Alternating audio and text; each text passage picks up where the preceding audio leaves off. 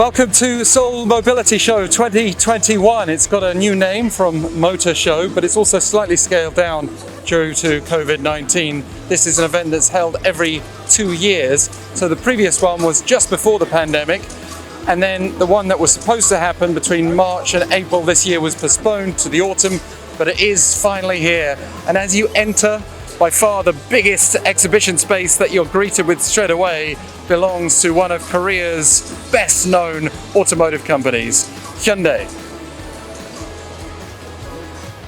Over 100 automobile and mobility companies from 6 different countries have gathered under one roof for the show running at KINTEX just outside Seoul until December 5th.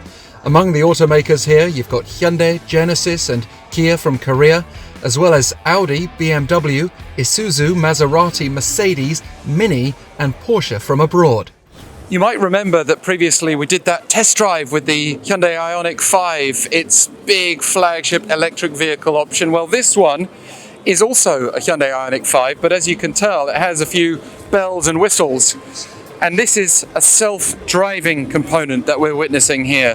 So this is the autonomous Ioniq 5 of the future. How far away that future is, I don't know. Depends perhaps where we are at right now and where you are at right now, wherever you happen to be in the world. But the technology is there. So one of the big unveilings of this show is actually the new generation Kia Niro. It comes in hybrid and plug-in versions, but this is the EV. So we've got a redesigned front. Show you lots of different angles here so that you can get a good idea of the exterior and see me for scale. I don't think we're allowed inside, which is different compared with some of the other vehicles here. The doors are not working. I was told that the interior is reminiscent of the new Kia Sportage and EV6 models, but we're left very much with the exterior. We cannot go inside, is that right? Okay, I've just confirmed we're not allowed inside, but got this rough material down here at the bottom. I don't know if that's supposed to be like that. Is it a design thing? Because it almost looks accidental. But other than that, it's very sleek. Not radically different from, say, the Hyundai Ioniq 5. Closer to that than the EV6 in terms of the exterior, but not quite as futuristic looking as the Ioniq 5. But it's definitely a different Niro from the previous generation. The new Niro will go from concept to market here in Korea in the first half of 2022.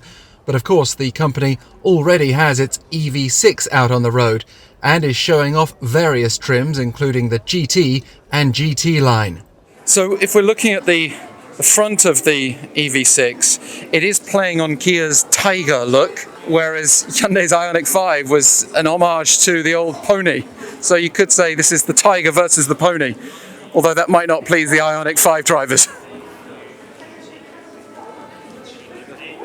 I think just overall with the Kia EV6, I don't know whether it's because I'd already seen the Ioniq 5 earlier, so some of the sting was taken out of it, but perhaps you could say that the Hyundai Ioniq 5 felt a little bit more innovative and futuristic when I first had that experience. But I certainly would not complain about having this.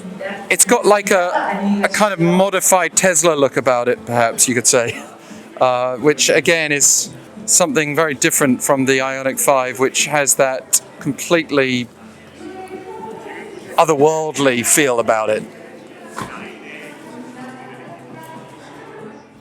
Hyundai's Nexo is not a million miles away from the Ioniq 5 electric vehicle. It's narrower, I think, and it's also not quite as futuristic looking. But what's most interesting about it is that it's hydrogen powered, as some of you may already be aware.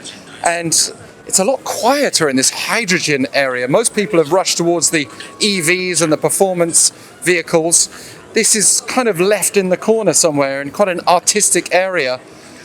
And maybe hydrogen will be a big part of Korea's push towards carbon neutrality in the future. But the fact that we're tucked away here suggests we're not quite there yet. Meanwhile, big is not necessarily better, as the Seoul Mobility Show is also setting the stage for a battle of the small cars. Okay, so this is the Hyundai Casper that was recently purchased by President Moon Jae-in. It's smaller even than the Hyundai Venue, which had been the smallest in their SUV range. And if you have a look at me next to it, I don't think ordinary models come with a melted ice cream on top. Oh, it's kind of small on the width side, but actually height-wise, I'm pretty tall and I've got some headroom. I'm not touching the ceiling, so it's definitely compact. Maybe a little too compact for me personally, but for some people this would probably be a perfect city driving option and probably very easy to park.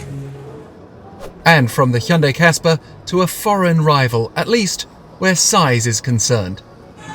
So similar in size, but very different type of fuel, because this is the Mini electric, unlike the Casper, which runs on gasoline.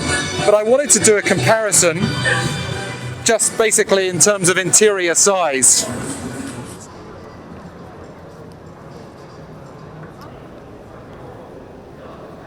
And then another important focus for shows like this is looking to the future. So this one is not for sale, and we've got the branding of KAIST, one of South Korea's top institutes for technology and research. So what's gone in behind this is, I guess, taking the idea of a racing car chassis and sticking drone-type propellers on there, and it really is a different view of flying cars, because a lot of the options that we've seen and we saw recently when we went to Gimpo International Airport have been flying drone taxis. This is a single-seater, so maybe this vision of the future is more like you're on your own in the car, there's a lot of traffic, and it's the dream of taking off into the sky. I don't know if this is really ever going to be commercialized, but it's quite cool to see.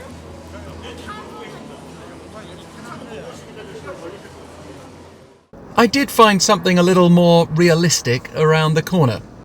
But then if we want to get really futuristic, but perhaps a bit more realistic, we find Hyundai Mobis, which is distinct from the other Hyundai exhibition I showed you before.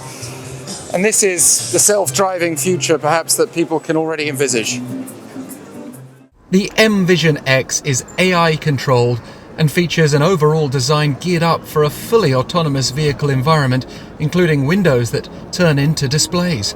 Hyundai will first be testing and aiming to push its self-driving Ioniq 5 onto the market, but something like the M Vision X could be next. Star Trek with a slightly more commercial feel. So we finish on the opposite end of the hall from where we started, and it's like a mirror image of Hyundai, its fellow Hyundai Motor Group company, Kia.